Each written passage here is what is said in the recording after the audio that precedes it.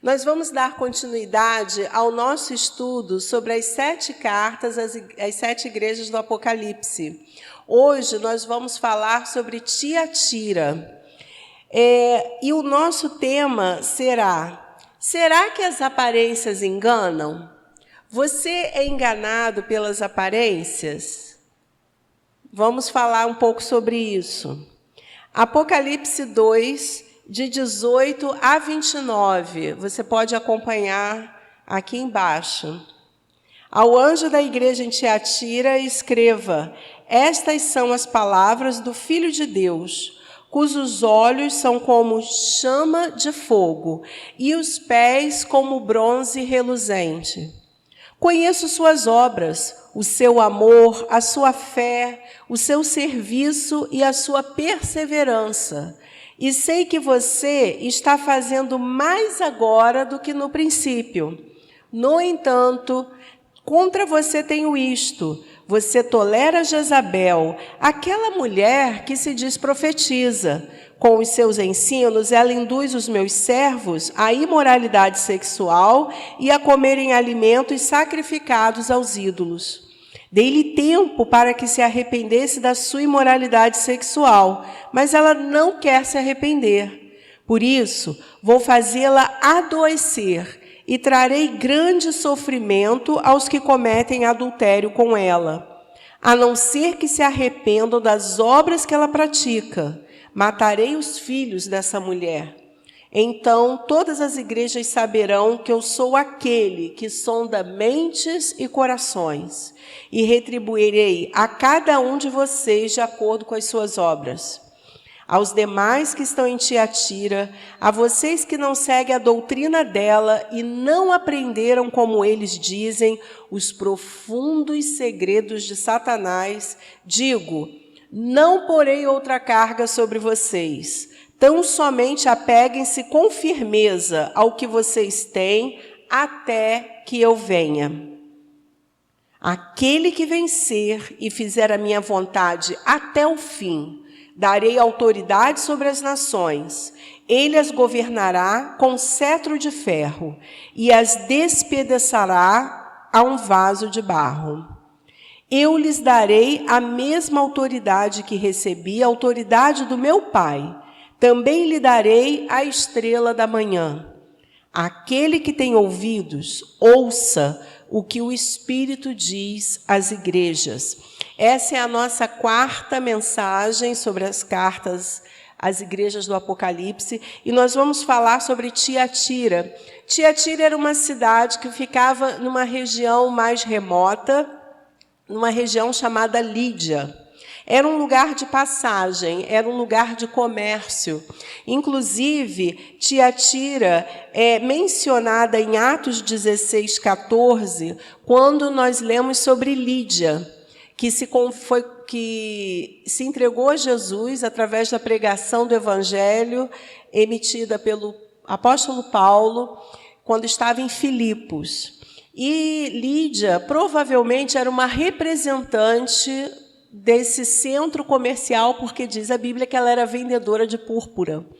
E Tiatira era uma região onde se vendia tecidos, tinturas, bronze. Era uma região de muito comércio, e essa região ficava na rota comercial entre a Ásia e a Europa. Lídia, inclusive, foi a primeira pessoa a se converter da Europa, e provavelmente, como diz o texto em Atos 16, você pode ler posteriormente, que ela e sua casa foram batizados, então provavelmente eles fundaram a igreja de Tiatira, é o que se acredita. A primeira coisa que eu gostaria de falar, além desse lado histórico, era uma cidade que não tinha grandes templos, não era um centro religioso, não era um centro político, como nós vimos nas outras cidades, porém era um centro comercial. E esse centro comercial, eles tinham agremiações, cada comerciante precisava fazer parte desses grupos que organizavam o comércio da região. Só que cada um desses grêmios, dessas agremiações, ofertavam sacrifícios a um deus pagão. Então, essa era uma questão que estava sendo assim muito trabalhada com os irmãos da igreja, principalmente à luz de uma mensagem enganosa. E essa mensagem enganosa que o Senhor Jesus aponta na carta era sobre uma certa profetisa que estava pervertendo o evangelho, indo contra a santidade, contra a pureza que Deus requer dos seus filhos. Então, eles estavam se envolvendo com imoralidade sexual, eles estavam se envolvendo com prostituição, com o adultério espiritual. O que é o adultério espiritual? Eles estavam se envolvendo com a idolatria, porque no Velho Testamento nós vemos que o Senhor ele tem Israel como a sua noiva amada. E toda vez que Israel se afasta do Senhor para ir atrás de outros deuses, o Senhor ele se sente como um marido que foi rejeitado, abandonado pela sua esposa. O livro escrito pelo profeta Oséias retrata a igreja como aquela que abandona o Senhor e vai atrás de outros maridos, de outros deuses. Então, o adultério espiritual se refere à idolatria. E era algo que essa igreja estava, infelizmente, deixando que acontecesse, como diz o texto, nós vamos aprofundar, eles estavam tolerando essas práticas na igreja. E o Senhor abomina a idolatria, o Senhor abomina o pecado. Então, nós vamos ver como que o Senhor se revela à igreja.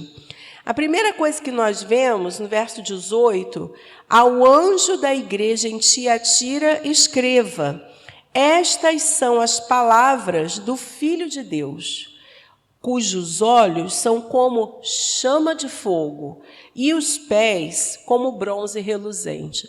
Ao contrário da igreja de Pérgamo, que o Senhor se apresenta como aquele que tem a espada afiada de 2 gumes para cortar todo o engano e ir direto ao coração deles. Aqui em Tiatira, o Senhor se apresenta como aquele que tem olhos de fogo, olhos que vão além das aparências. E por que o Senhor se apresenta assim? Se você olhar novamente em Apocalipse, lá um pouquinho após esse texto, o Senhor diz, conheço suas obras, o seu amor, a sua fé, o seu serviço e a sua perseverança, e sei que você está fazendo mais agora do que no princípio. Gente, essa era uma igreja que expressava amor, fé, serviço e perseverança. E mais, eles estavam fazendo mais agora do que no princípio, ou seja, era uma igreja que estava em crescimento. Aparentemente, você poderia falar, que bênção! Se você vivesse naquela época, quero ir para Tiatira, porque Éfeso tinha a questão do amor. Eles eram ortodoxos na palavra, mas o amor deles, eles precisavam praticar o amor, voltar às primeiras obras. Depois nós vimos Esmirna, que é o amor sacrificial. De repente você fala, não quero ser sacrificado, eu quero uma coisa um lugar que eu possa servir ao Senhor sem tanta perseguição. E aí nós vimos a igreja de Pérgamo, que era uma igreja que estava deixando que o ensino, o engano de Balaão entrasse ali na igreja. Mas em Tiatira, eles não tinham perseguição, uma perseguição física. Porém, nós vamos ver que havia um ambiente espiritual anticristão naquela região. Então, Jesus se apresenta como aquele que tem chamas de fogo, com olhar de chamas de fogo, ou seja, ele estava indo além daquela aparência de fé, de amor, tudo isso eles tinham. E talvez não fosse só aparência, eles tinham isso. Porém, o Senhor vai além. Vocês estão tolerando aquilo que eu abomino. Está faltando temor no coração de vocês. Então, o Senhor não se deixa levar pelo crescimento, pelo número de pessoas. Não, ele vai na essência, no coração daquela igreja. Jesus, ele sempre vê o essencial. Hebreus 4:13 diz: nada em toda a criação está oculto aos olhos de Deus. Tudo está descoberto e exposto diante dos olhos daquele a quem havemos de prestar contas. O Senhor, não se engane, ele vê tudo, todas as coisas, ele sabe tudo o que acontece dentro do nosso coração, dentro da nossa mente, e é isso que o Senhor quer atuar, é ali que o Senhor quer realmente exercer poder dentro de nós. O evangelho de Jesus, ele é um evangelho que ele tem que ser vivido de dentro para fora. E quando ele vem implodindo e vem transformando as nossas vidas, até que ele se expressa de uma forma corajosa, de uma forma amorosa, com uma alegria, que é uma alegria espontânea, não é manipulação, porque aquilo vem de dentro para fora. E, mais uma vez, o Senhor, ele também se apresenta não apenas com olhos de fogo, como fogo reluzente, mas como bronze.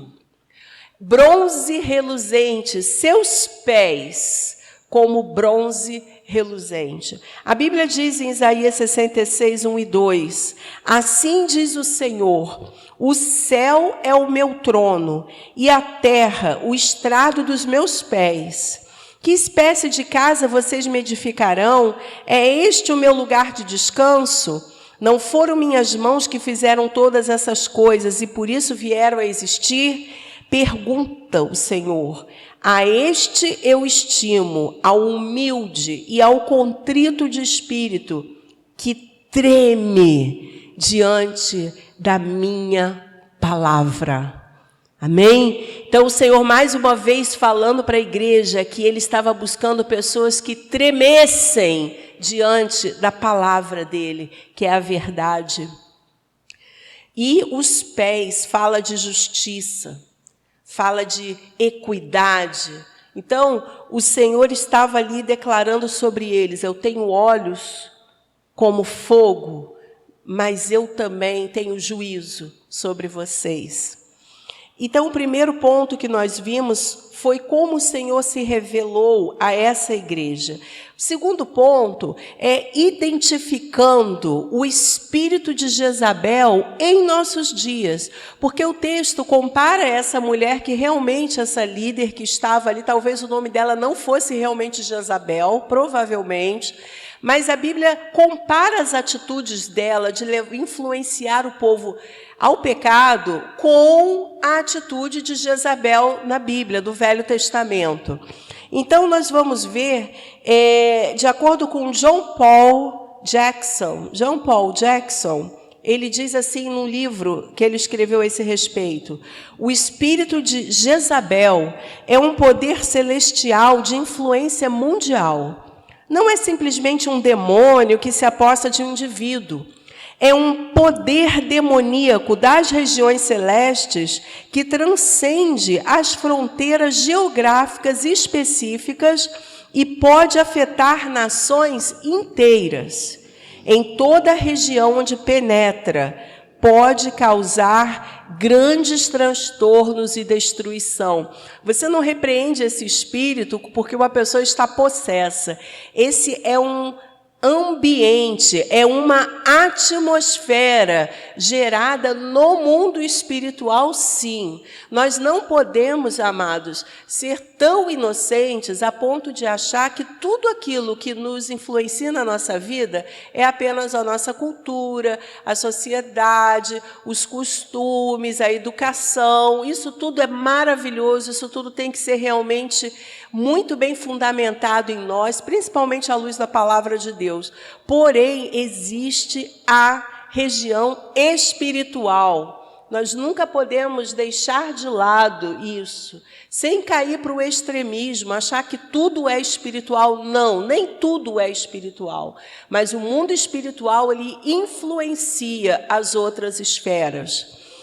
Então, vamos ver primeiramente quem foi Jezabel na palavra de Deus. Nós vamos usar alguns textos agora do Velho Testamento, você pode acompanhar comigo. Primeiro livro de Reis, capítulo 16, versos 29 a 33, fala: no 38º ano do reinado de Asa, rei de Judá, Acabe, filho de Onri, tornou-se rei de Israel e reinou 22 anos sobre Israel em Samaria. Acabe, filho de Onri, fez o que o Senhor reprova, mais do que qualquer outro antes dele. Ele não apenas achou que não tinha importância cometer os pecados de Jeroboão, filho de Nebate, mas também se casou com Jezabel, filha de Etbaal, rei dos Sidônios, e passou a prestar culto a Baal e adorá-lo. No templo de Baal, que ele mesmo tinha construído em Samaria, Acabe ergueu um altar para Baal. Fez também um poste sagrado, ele provocou a ira do Senhor, o Deus de Israel, mais do que todos os reis de Israel antes dele. Nós vamos usar Jezabel como uma metáfora, uma figura para poder compreender aspectos das regiões espirituais que nós vivemos hoje na igreja atual, com a influência espiritual dessa atmosfera perversa. Então, a primeira coisa que a gente vai ver, característica do espírito de Jezabel, vamos ler primeiro livro de Reis, capítulo 18, verso 4. Enquanto Jezabel estava eliminando os profetas do Senhor, Obadias reuniu 100 profetas e os escondeu em 2 cavernas, 50 em cada uma, e lhes forneceu comida e água. Jezabel, ela era uma rainha que adorava Baal e Astarote. E ela era dedicada a esses deuses. Com isso, ela se associou a Acabe, que era um rei extremamente corrupto, já estava fora da vontade de Deus, antes mesmo de se casar com ela, a Bíblia fala isso. E eles fazem uma aliança, só que não é apenas uma aliança política, é uma aliança espiritual. E aquilo desagrada muito o coração de Deus, porque introduz a idolatria, a adoração a Baal no meio do povo de Israel. E isso entristece, isso traz muito zelo no coração de Deus. E ele levanta Elias. Elias foi o profeta usado por Deus para confrontar esse espírito de Jezabel nos seus dias. Na verdade, ele a confrontou materialmente, fisicamente, porque ela era uma mulher ali face a face, ela e Acabe. Aqui diz que ela, primeiramente, a primeira atitude dela foi eliminar os profetas do Senhor. Primeira característica que a gente vê em relação a esse espírito de Jezabel é a destruição da referência de liderança dentro da casa do Senhor.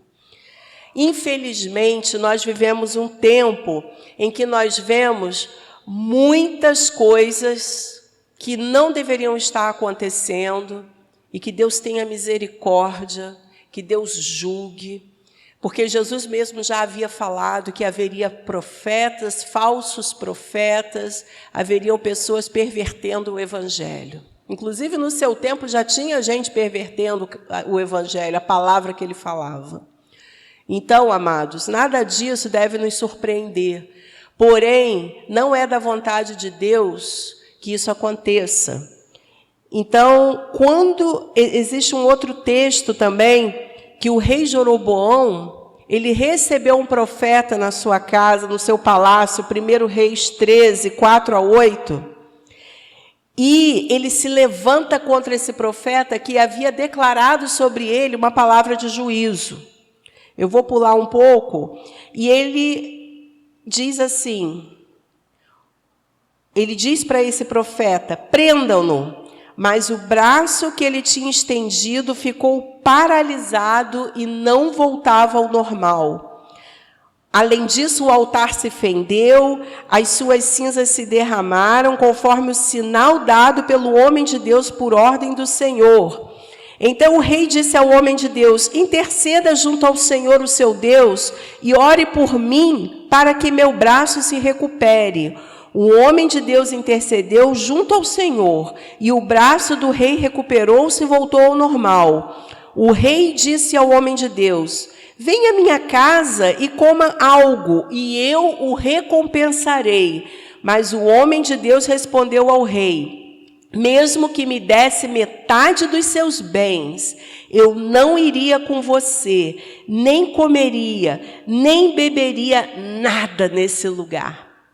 Esse realmente é um homem de Deus que não se deixou cooptar pelas alianças que poderiam sujar a sua posição como profeta, mas não é isso que a gente muitas vezes vê. Infelizmente, por causa dessas alianças, dessas associações, por causa do pecado, a gente vê líderes caindo. E a gente precisa ter muito temor a Deus. Porque esse espírito de Jezabel, ele deseja destruir a autoridade, a moral, os sonhos, a saúde, levantar calúnias, difamações, que infelizmente, muitas vezes, não poucas vezes, infelizmente, são verdadeiras.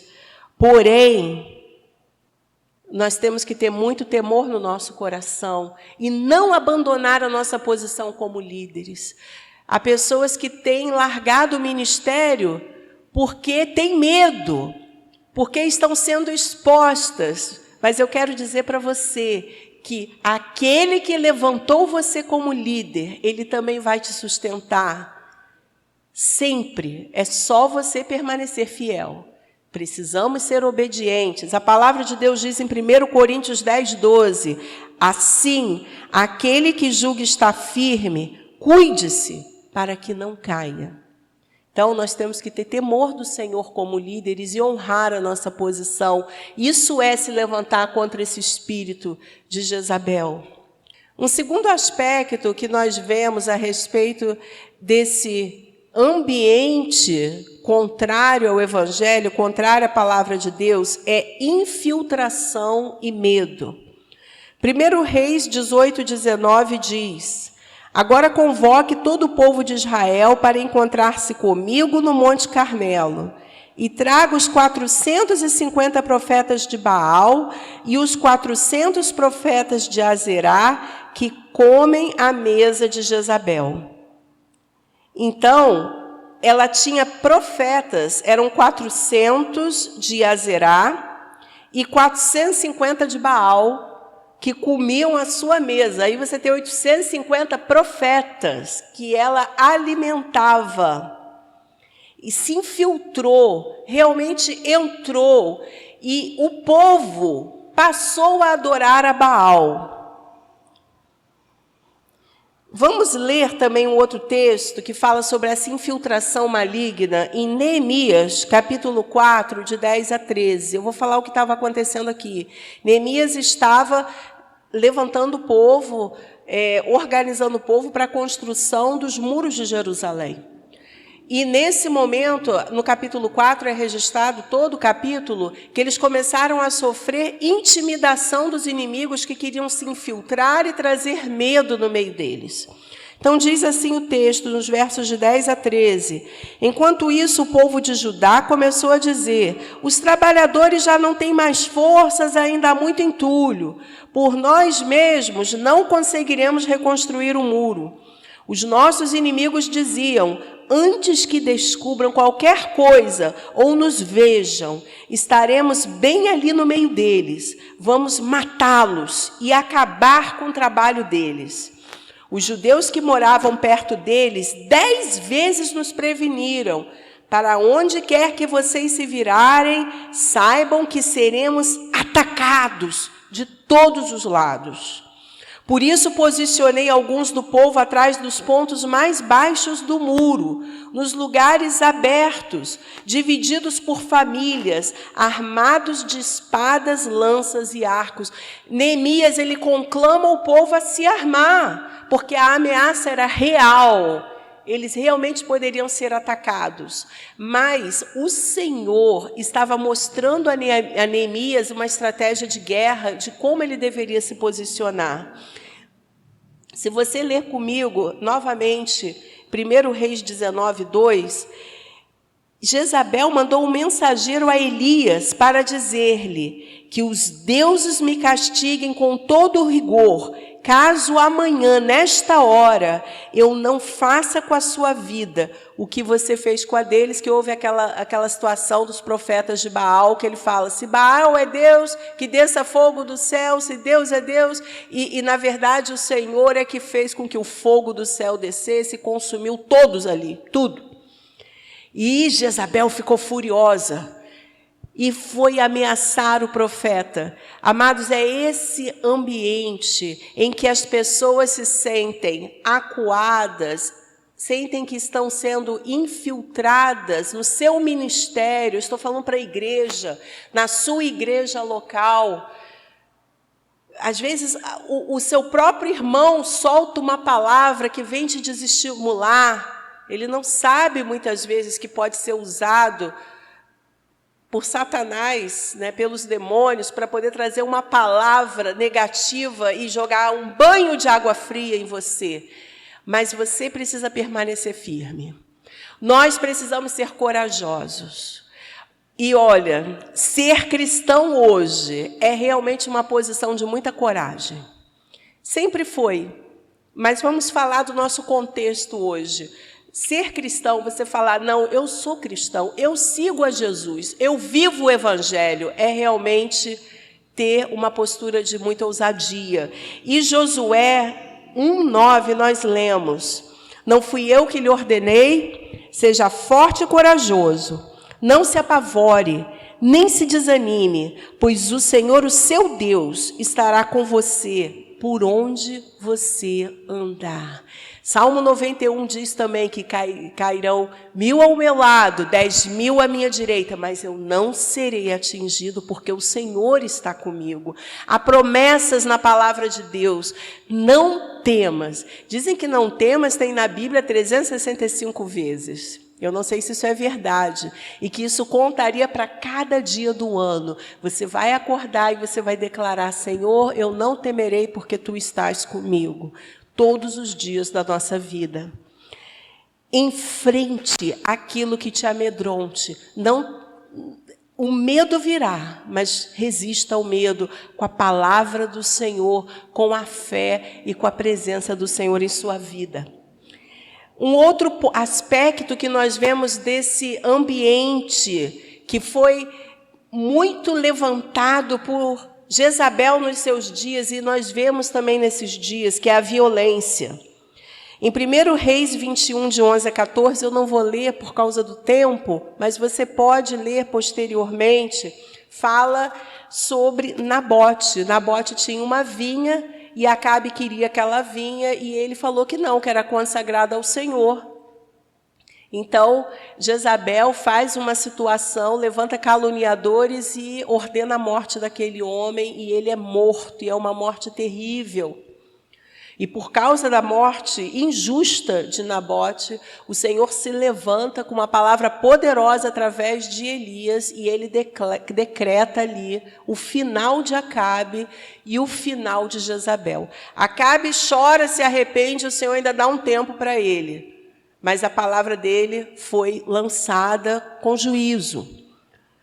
A Bíblia diz que nós precisamos orar. Nós precisamos orar pela nossa cidade. Nós precisamos orar pelo nosso bairro, pelo nosso estado, pelo ambiente que o Senhor nos colocou para influenciar.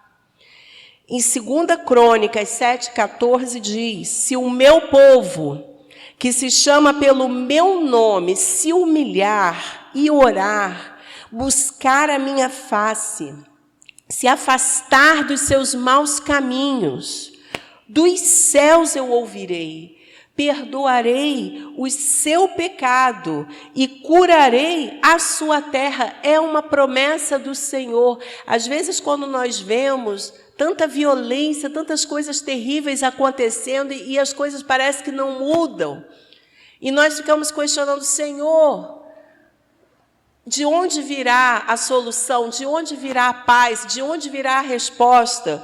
E esse texto, ele fala sobre a nossa posição como intercessores. A igreja tem uma posição de intercessão na terra, tem uma posição de intercessão aonde o Senhor a colocou. Jeremias 29:7 diz: busquem a prosperidade da cidade para a qual os deportei.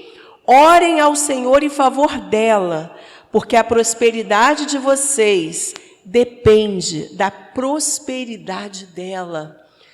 A prosperidade do lugar em que Deus nos colocou depende das nossas orações. Nós precisamos orar, amados, porque se a nossa cidade for próspera, nós também seremos prósperos. Nós também teremos uma vida mais tranquila e mais feliz. Isso é possível? Sim, é possível. Nós precisamos acreditar e praticar isso. O quarto ponto que nós vamos ver é o ataque às crianças. A adoração a Baal, Astarote e Moloque era feita com sacrifícios de crianças.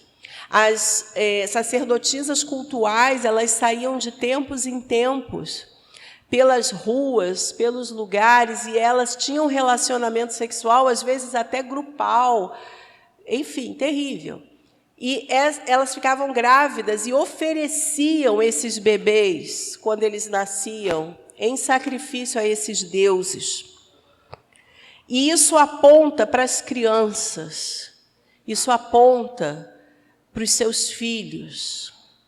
A minha pergunta para você: como estão os seus filhos? Eu não estou falando apenas de criancinha, pode ser o seu filho pré-adolescente, seu filho adolescente, seu filho jovem.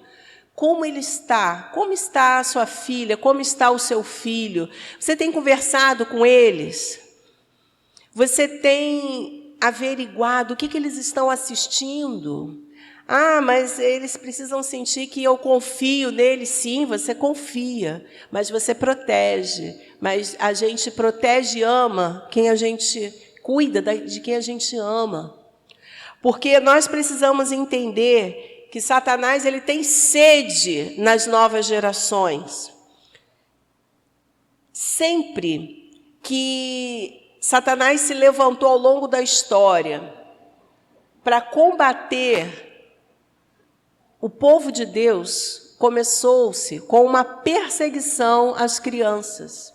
Lembra lá no Êxodo que Faraó mandou matar todas as crianças? Todos os bebês?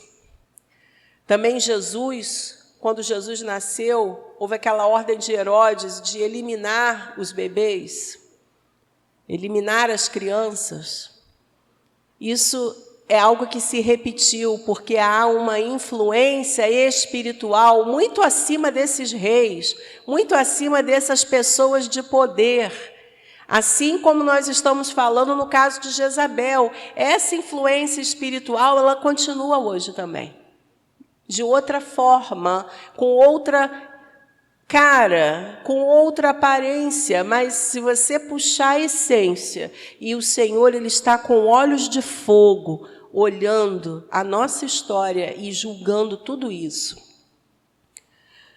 Então, eu gostaria de falar para você, talvez você fale: agora eu não tenho mais como alcançar o coração do meu filho, da minha filha. Então, ore, jejue, passe tempo em oração, porque você vai prestar contas a Deus do seu filho e da sua filha. Você vai prestar contas a Deus. E tem mais. Ninguém tem maior autoridade sobre os seus filhos do que você. Pode ser a idade que for que eles tenham. A autoridade dada pelo Senhor foi sua. Quinto ponto e último desse tópico. distorção do culto e da mensagem do Evangelho. 2 Timóteo 4, de 1 a 5 diz: na presença de Deus e de Cristo Jesus, que há de julgar vivos e mortos por sua manifestação e seu reino, eu o exorto solenemente: pregue a palavra, esteja preparado, a tempo e fora de tempo, repreenda, corrija, exorte com toda paciência e doutrina. Pois virá o tempo em que não suportarão a sã doutrina, pelo contrário, sentindo coceira nos ouvidos, segundo os seus próprios desejos, juntarão mestres para si mesmos. Eles se recusarão a dar ouvidos à verdade, voltando-se para os mitos. Você, porém, seja sóbrio em tudo, suporte os sofrimentos, faça a obra de um evangelista, cumpra plenamente o seu ministério.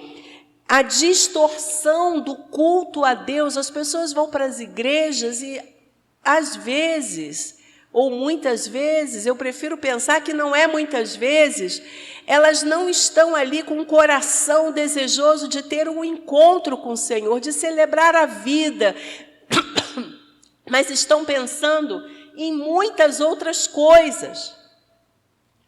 O culto a Deus, ele precisa ser restaurado no nosso meio. Parece até um contrassenso. Nós precisamos entregar a nossa vida ao Senhor no altar e que o culto seja um culto como um sacrifício vivo, santo e agradável a Deus. Um culto racional, um culto inteligente, um culto de entrega, em que eu reconheço que Deus é o Senhor de tudo. E a volta à mensagem do Evangelho, porque ele diz: faça a obra de um evangelista. Amados, o Evangelho é a vida de Deus para nós. O Evangelho, a mensagem de Jesus, os ensinamentos de Jesus. Nós precisamos nos aprofundar e viver essa mensagem, porque o que a gente hoje vê é uma distorção do Evangelho. Hoje as pessoas não querem mais, elas inverteram, buscar o reino de Deus em primeiro lugar e a sua justiça, e todas as coisas serão acrescentadas. Mateus 6,33. As pessoas estão invertendo isso. Elas estão buscando tudo ao seu lado para acrescentar, para depois buscar o reino de Deus. Estão invertendo a ordem, essa filosofia de felicidade o tempo todo, porque eu quero ser feliz, e às vezes a pessoa até usa a palavra de Deus: eu e minha casa serviremos ao Senhor. E o seu vizinho? E os seus parentes mais distantes? E as pessoas que moram, que trabalham com você? Então, há um evangelho hoje totalmente fora daquilo que Jesus ensinou, egoísta, egocêntrico, humanista, antropocêntrico. Nós não podemos aceitar isso. Isso tudo faz parte dessa atmosfera espiritual contrária à palavra de Deus. E para concluir, a direção de Jesus à igreja ainda hoje é o terceiro ponto. O Senhor fala para essa igreja, depois que ele expõe a questão do engano de Jezabel, daquele espírito nos corações, daquela influência maligna: tão somente apeguem-se com firmeza ao que vocês têm, até que eu venha. Aquele que vencer e fizer a minha vontade até o fim, darei autoridade sobre as nações. Ele as governará com cetro de ferro, as despedaçará a um vaso de barro. Eu lhes darei a mesma autoridade que recebi, a autoridade do meu Pai. Também lhe darei a estrela da manhã. Então, o Senhor, ele promete a nós que ele fala: fiquem firmes. Tão somente apeguem-se com firmeza ao Evangelho que está em vocês, aquilo que vocês têm, a simplicidade do Evangelho e a profundidade do meu poder, da minha palavra, da graça.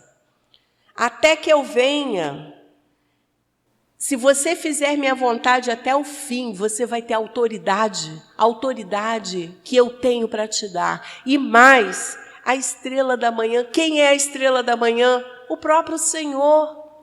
O Senhor é a nossa herança. Então, aqueles que são transparentes, aqueles que são abertos a esse olhar profundo, a essa investigação, esse escaneamento do Senhor nas nossas vidas, através da palavra dEle, e se arrependem e andam em novidade de vida, a eles, a essas pessoas, o Senhor se revela como a nossa própria herança. A minha herança é o Senhor. Como já ouvi certa vez alguém falar, ou mais de uma vez, o céu é maravilhoso, mas mais importante do que o céu é o Senhor que está lá. E, por fim, eu quero concluir fazendo algumas considerações finais. A primeira, Jesus sempre nos vê além das aparências. Não adianta a gente querer se esconder dele. Ele vê cada um. Aqueles que já se entregaram a Ele, aqueles que não se entregaram a Ele, aqueles que estão longe, aqueles que estão perto, o Senhor olha cada um. Segundo, existe uma atmosfera espiritual de engano que precisamos resistir, combater de dentro para fora. Começa dentro de nós. Não adianta nada eu querer combater algo que está fora. Se dentro de mim eu estou sendo corrupto, eu estou dando jeitinho para tudo, eu tenho que começar dentro de mim. A mensagem do Evangelho de Cristo precisa ser restaurada em nossos corações. O Evangelho da graça. Não essa graça barata, mas o Evangelho do Reino de Deus, que nos transforma, que nos faz pessoas felizes, que nos dá razão para viver, que é colocar o reino dele em primeiro lugar nas nossas vidas. Romanos 12, 1 e 2 diz, Romanos 12, 2, não se amoldem ao padrão desse mundo, mas transformem-se pela renovação da sua mente, para que sejam capazes de experimentar e comprovar a boa, a agradável e perfeita vontade de Deus. Essa é a mensagem do Evangelho, mensagem de transformação, de não conformação, mensagem revolucionária que me ganhou, que me conquistou e, graças a Deus, tem me feito perseverar. Vamos orar? Senhor, muito obrigada pela Tua palavra, que é viva, que é eficaz e que vai dentro dos nossos corações, além de toda aparência. O Senhor vai lá dentro de nós. E o Senhor confronta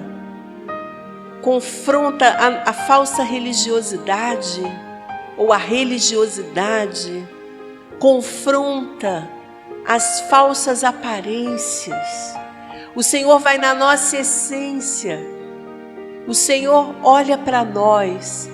E a sua graça é tão abundante, é tão maravilhosa, que nos leva a perceber que precisamos do Senhor para tudo nessa vida. E por isso nós nos arrependemos, porque nós desejamos mudar, reconhecemos que somos tão mesquinhos, tão pequenos, tão distantes, Senhor, desse padrão tão elevado que o Senhor tem para nós, do padrão que o Evangelho nos chama como filhos, como herdeiros, como co-herdeiros com Cristo. Senhor, faz-nos desejar como crianças que desejam leite, faz-nos desejar a Tua palavra e faz-nos, Senhor, romper de dentro para fora, transformando as nossas mazelas, as nossas limitações, de acordo com o Teu poder que opera em nós. Que assim seja, em nome de Jesus. Amém. Que Deus te abençoe. Essa palavra falou tão forte ao meu coração. Temos um contato aqui, você pode entrar em contato com a gente. Você também pode colocar a sua opinião sobre essa mensagem, que o Senhor falou ao seu coração através dessa mensagem. E nós ficaremos muito felizes de poder ter essa aproximação com você. Que Deus te abençoe, que Deus te dê uma semana de muita vitória e paz. Amém.